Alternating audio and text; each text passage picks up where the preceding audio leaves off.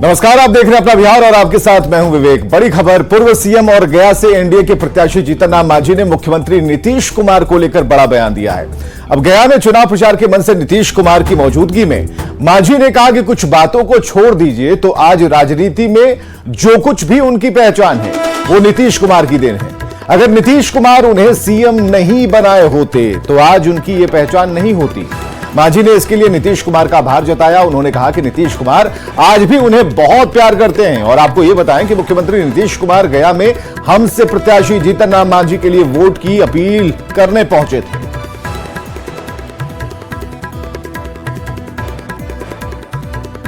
बात ना बोलो, बात सही है कि कभी काल कुछ बात की अगर छोड़ दे जाए तो आज राजनीति में जो हमारी पहचान है वो माननीय मुख्यमंत्री नीतीश कुमार जी के द्वारा दिल पहचान है। और अगर आज मुख्यमंत्री न बने तथी हल तो हम ये स्थान न रहते हल। इस वजह से सबसे पहले तोहनी सबके सामने माननीय मुख्यमंत्री जी के हम बहुत बहुत आभार व्यक्त कर रही है। और ये भी कहल चाहिए कि कभी कभी कुछ बात ऐसा हो जाए लेकिन ओकर बावजूद भी हम जे कहे से कमा करिए दे थी, इस सब अफसर लोग के भी जानकारी है। तो इतना हमारा से प्यार करा थी, इतना हमारा से मोहब्बत इनका है, तो इनका हम कैसे भूल गई। मुख्यमंत्री नीतीश कुमार ने गया से हम प्रत्याशी और पूर्व सीएम जीतन राम मांझी के लिए चुनाव प्रचार किया। लोगों से भारी मतों से मांझी को जिताकर लोकसभा में भेजने की अपील की। इस मौके पर सीएम नीतीश कुमार ने एक बार फिर परिवारवाद पर निशाना साधा। कहा कि वो लोग सिर्फ अपने लिए काम करेगा लेकिन हम आप लोगों के लिए काम कर रहे हैं और पीएम मोदी पूरे देश के लिए काम कर रहे हैं। काम नहीं करेगा, वो अपने लिए काम करेगा और हम सब लोग आपके लिए ही जीवन भर काम करते रहेंगे। तो हम लोग तो बिहार का काम और आदरणीय नरेंद्र मोदी जी देश भर का काम और आपके लिए भी काम, और वो 2 बार रहे और मुझे पूरा भरोसा है कि अगली बार भी रहेंगे। लेकिन मुझको पूरा भरोसा है कि बिहार में 40 का 40 सीट हम लोग जीते और देश भर में वो 400 से ज्यादा सीट जीतेंगे। यही हम लोग को उम्मीद है और ज्यादा देश का विकास होगा। एक बड़ी खबर आ रही है, आरजेडी में इस्तीफे का दौर जारी है। वृषिण पटेल ने इस्तीफा दे दिया। बड़ी खबर इस वक्त की हम आपको बता रहे हैं, वृषिण पटेल ने इस्तीफा दिया और वृषिण पटेल ने आरजेडी से किनारा कर लिया है। इस्तीफे के बाद वृषिण पटेल का बयान जो सामने आया है उस पर गौर फरमाइए। आरजेडी पर कई गंभीर आरोप वृषिण पटेल ने लगाए हैं। आरजेडी को समर्पित कार्यकर्ताओं की जरूरत नहीं है, ये बातें पुराने नेता वृषिण पटेल ने कही। आरजेडी को सामाजिक न्याय से मतलब नहीं है, सांप्रदायिक सद्भाव में कोई आस्था नहीं है और दुखी मन से उन्होंने इस्तीफा दिया। ये बातें वृषिण पटेल ने कही हैं। तो एक बड़े नेता के तौर पर इन्हें जाना जाता है और ऐसे में आरजेडी से हटना, आरजेडी को छोड़ना, और ये लेटर जो इन्होंने लिखा है कि भरे मन से, दुखी मन से उन्होंने इस्तीफा दिया है और 2-3 बातें उन्होंने गिनाई हैं आरजेडी में कि आरजेडी में किसी भी तरह से कोई सामाजिक न्याय का कोई मतलब नहीं है, समर्पित कार्यकर्ताओं की वहां पर जरूरत नहीं है। तो कई गंभीर आरोप वृषिण पटेल ने लगाए हैं।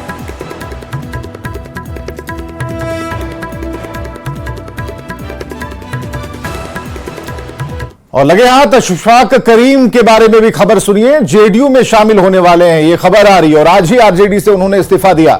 आरजेडी से राज्यसभा सांसद रह चुके हैं और लोकसभा का टिकट नहीं मिलने से नाराज चल रहे थे। राज्यसभा भी दोबारा नहीं भेजे जाने से नाराज थे। आरजेडी में मुसलमानों की उपेक्षा का अशफाक करीम ने आरोप लगाया है। तो जो खबर आ रही है उसके मुताबिक जेडीयू में शामिल हो सकते हैं और आज ही उन्होंने आरजेडी से इस्तीफा दिया है।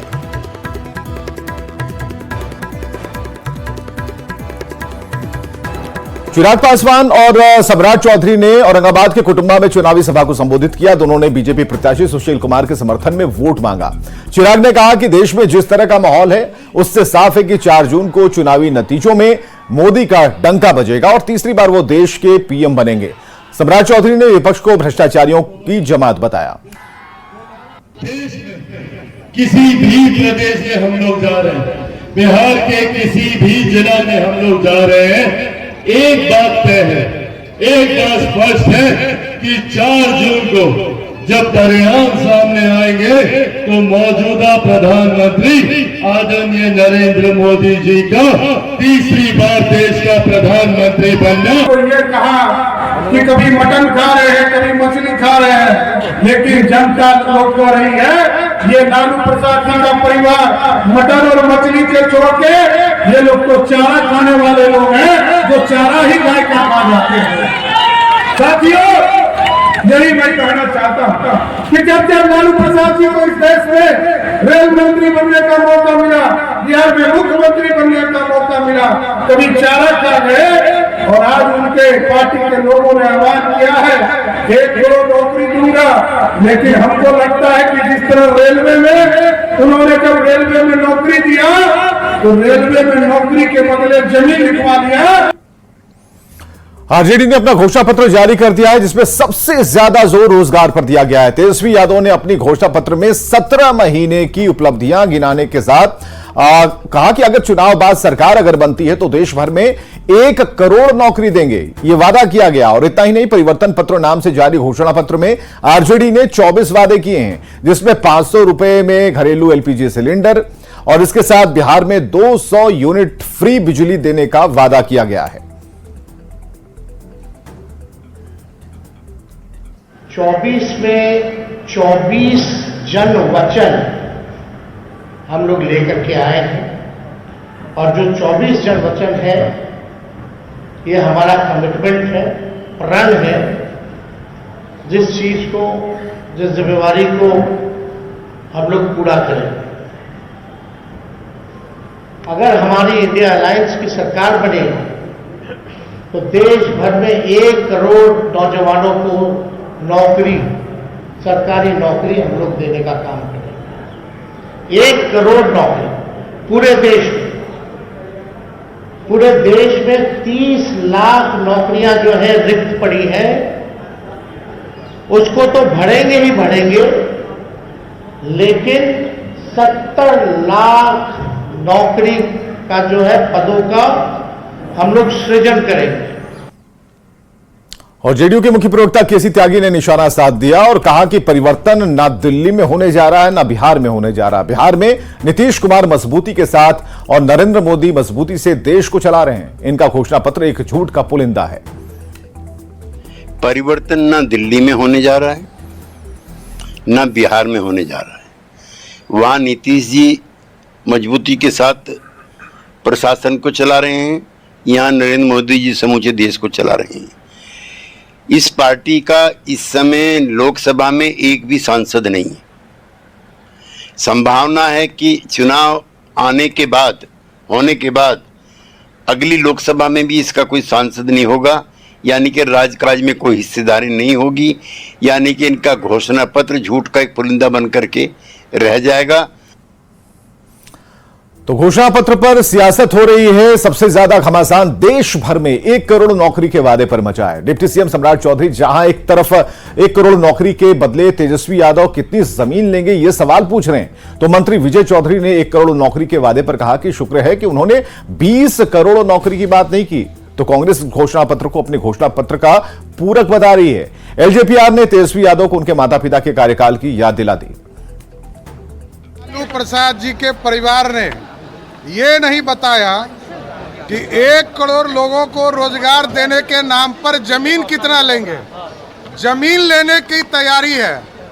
लालू प्रसाद जी का पूरा परिवार सिर्फ और सिर्फ भ्रष्टाचार कर सकता है और भ्रष्टाचार के लिए एक पूरी तरह रोड मैप बनाया है कि 1 करोड़ नौजवानों को सपना दिखाकर उनके जमीनों को कैसे लिखवाना है। सर थोड़ा आगे 20 करोड़ नहीं बोले, इसके लिए धन्यवाद है। सर थोड़ा आगे 20 करोड़ नहीं बोले, इसके लिए धन्यवाद है। राष्ट्रीय जनता दल के परिवर्तन पत्र को आप कांग्रेस के न्याय पत्र के पूरक पत्र के रूप में देख सकते हैं। निश्चित रूप से यह एक दूसरे को कॉम्प्लीमेंट करता है। राजद का घोषणा पत्र मात्र दिखावा है, छलावा है, क्योंकि करना तो इनको कुछ भी नहीं है, क्योंकि बिहार की जनता या देश की जनता इनको दोबारा सत्ता में नहीं ला रही है। इनको मौका मिला था 1990 से लेकर 2005 तक, तो बिहार की स्थिति को बदतर करके रख दिया था। माफिया राज, स्कैम्स, अराजकता भरे पड़े थे और आज ये बड़ी बड़ी बात कर रहे हैं। और डिप्टी सीएम विजय सिन्हा ने तेजस्वी यादव के घोषणा पत्र पर निशाना साधा। विजय सिन्हा ने इसे सिर्फ भ्रम फैलाने का हथकंडा बता दिया। वाह रे राजनीति, हद हो गई। जो अपने विभाग में एक भी नौकरी नहीं दे पाया, दो बार अवसर मिला और पहले 10 लाख की बोली नौकरी के लिए, फिर 20 लाख की बोली, अब 1 करोड़ की बोली लगेगी नौकरी के लिए। कितना तय करे। और इधर पूर्व सीएम और गया से हम के प्रत्याशी जीतन राम मांझी ने तेजस्वी यादव के घोषणा पत्र पर भी चुटकी ले ली। मांझी ने सोशल मीडिया एक्स पर पोस्ट में तंज कसा है। आरजेडी के घोषणा पत्र में कुछ बातें छूट गई हैं, जैसे भारत में अमेरिका का विलय करेंगे, सूरज पश्चिम से उगाएंगे, समुद्र के पानी को मीठा बना देंगे और पहाड़ को हवा में उड़ाएंगे। मांझी ने लिखा है कि तेजस्वी यादव को पता है कि उनकी सरकार नहीं बन रही, तो वे कुछ भी घोषणा कर सकते हैं। आरएलएम के प्रधान महासचिव माधव आनंद ने आरजेडी के घोषणा पत्र पर निशाना साधा। 1 करोड़ नौकरी के वादे पर माधव आनंद ने कहा कि पहले उन्हें शपथ पत्र लाना चाहिए कि नौकरी देने के बदले जमीन नहीं लेंगे, और साथ ही रेलवे में नौकरी के बदले जो जमीन ली है उस जमीन को वापस करने की भी शपथ पत्र सामने रखेंगे। उन्होंने नौकरी तो दी, लेकिन लोगों से जमीन लेने का काम किया। मुझे पूरा विश्वास था कि घोषणा पत्र जारी करने से पहले शपथ पत्र दायर करते, जहां वो कहते कि जिन गरीबों से उन्होंने जमीन ली थी पहले वो जमीन वापस करने का काम करेंगे, और आगे भी अगर हमारी सरकार बनती है तो यह शपथ पत्र में लिखें कि कोई जमीन गरीबों से नहीं लेने का काम करेंगे। अगर इनको कुछ चिंता है तो अपने परिवार की चिंता है। यह घोषणा पत्र उनके परिवार के लिए ही बनाया गया है।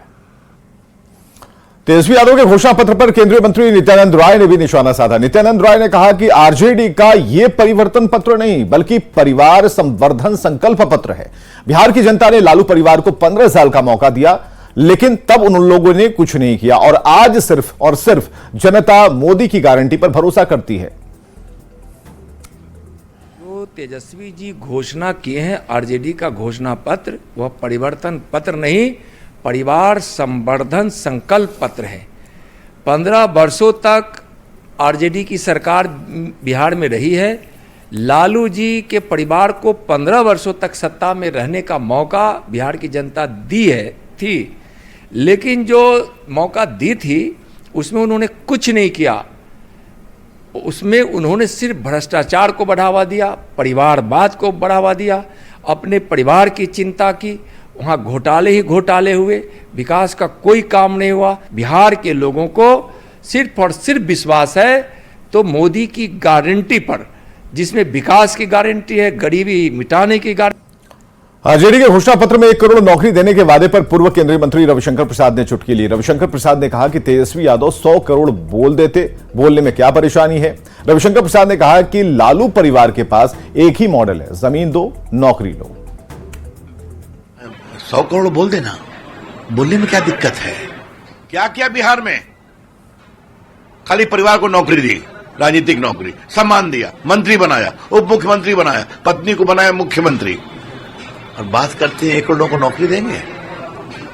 हाँ, एक मॉडल है, जमीन दो नौकरी लो, वही मॉडल चलेगा क्या?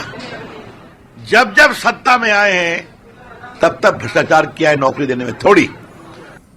और घोषणा पत्र पर कांग्रेस का क्या रिएक्शन है? कांग्रेस प्रवक्ता ने कहा कि ये तो आरजेडी के लोग ही बता पाएंगे कि किस आधार पर उन्होंने ये बात कही। हर पार्टी चुनाव में घोषणा पत्र जारी करती है। कांग्रेस ने अपने घोषणा पत्र में 30 लाख नौकरी देने की बात कही थी।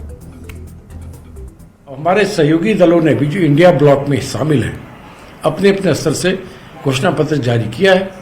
जब सरकार बन जाएगी तो पूरे गठबंधन के लोग एक साथ बैठेंगे और कांग्रेस की कोशिश होगी कि सबके घोषणा पत्र से कुछ कुछ महत्वपूर्ण चीजों को लेकर हम उसका समावेश करें। आपके मैनिफेस्टो में 30 लाख लोगों को नौकरी देने की बात है, ये 1 करोड़ लोगों को नौकरी देने की बात कर रहे हैं। ये लगता है ये पॉसिबल है?